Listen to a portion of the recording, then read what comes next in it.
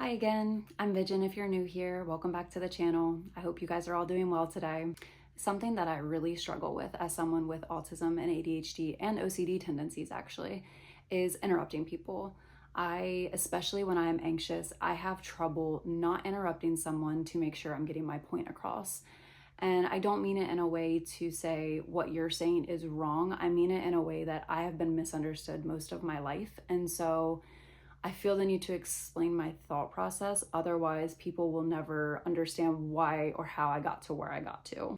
Something that comes into play with that especially is if I am anxious, I will interrupt you more and I will ask you more questions because my brain is scattering so many different systems to try to understand why we are misunderstanding each other, why a fight might be happening between me and my partner, why maybe a doctor is not understanding something I'm trying to explain, even though to me, I feel like I'm speaking perfect English, but then other people will look at me as if I'm an alien and I'm speaking a completely different language than what they are used to, and I make no sense to them. This is really triggering for me because I grew up with a parent that did not listen to me, and so I feel like a lot of my needs were never met. And so some of this I'm sure is also trauma formed as well. So I do have a tendency to try to make sure that at least what I'm saying is coming out correctly or understood. So I will over explain, ask a lot of questions, and interrupt you, unfortunately. It is something I'm working on. For example, me and my partner came up with this rule of if we are both getting a little too emotional or something and I'm asking too many questions, we say worksheet, which means we get a worksheet and we say, why did I hurt this person? Or how did I hurt this person? So both of us understand why the other person might be upset. And it also gives us a minute to stop what we're doing and slow down and really think, is this fight even worth it? Is this argument even valid at this point? Or was it just like someone said something and it was taken the wrong way, which can still be you hurt someone's feelings, but doesn't need to be a fight or an argument. And just to preface, me and my partner don't overly fight. We have conversations. Sometimes one of us feels a little misunderstood, but we always have the communication to come back and figure out what the root of the problem was and figure out a way to move forward, whether it's someone saying, hey, I'm really sorry I hurt your feelings. I didn't intend for it to come out that way, but it did, and so I'm sorry. And then we can move on and figure out what to do better next time. I think all of these conversations we do take and we try to come up with a better way to communicate for the future, especially with us wanting to have children. And so we take each maybe bigger, mean, or heated conversation and we're like, what can we do better the next time? Where was there room for growth? Bijan, were you interrupting too much? Were you repeating too much? Were you talking too fast? Which I do talk fast a lot if you can't tell from these videos.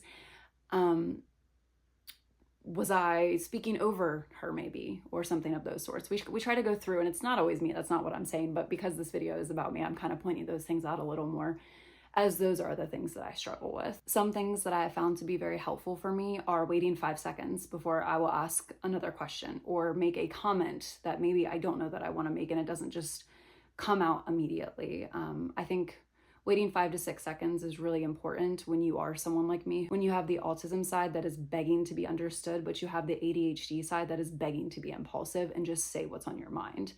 So I very much speak my thoughts immediately. There's no, let me process that first and come back to it. No, that's not how my brain works, but I am working on it. And so this 5-second rule does give me a chance to, do I really want to say that? Do I need to ask this question? Is it really worth it? Another thing that I'm currently practicing and working on is when I have so many questions, I have a time slot during the day. It's called worry time. At the end of the day, I will have written down all the questions that came into my head. And if I deem that they were important enough, I will go through and say, yes, this is important enough to ask. No, this does not need to be asked.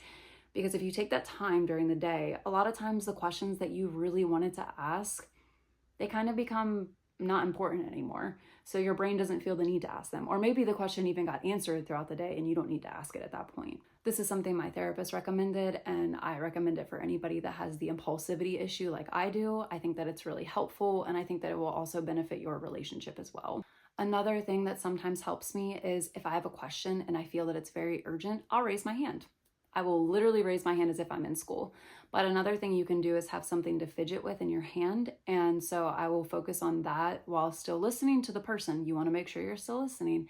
And I will make sure to hold on to the question. And then if by the time they are done speaking and it is my turn, is the question still relevant enough for me to ask? If it is, cool, I can ask it. If not, it doesn't matter. It can just go away back in my head or disappear into the thoughts of the world. And so yeah, those are some tools and tips that help for me. And if you're struggling, I'd recommend at least trying them. Everyone is different. Everyone has different things that help them. Those are just some things that helped me personally. That's kind of where I am today. And so if you guys have any questions, leave them below in the comments. Don't forget to like, subscribe. If you want to see more of something in particular, or if you want to know about any certain experiences, please let me know. Otherwise, I'll see you guys next week. And as always, thanks for listening to me ramble. Bye.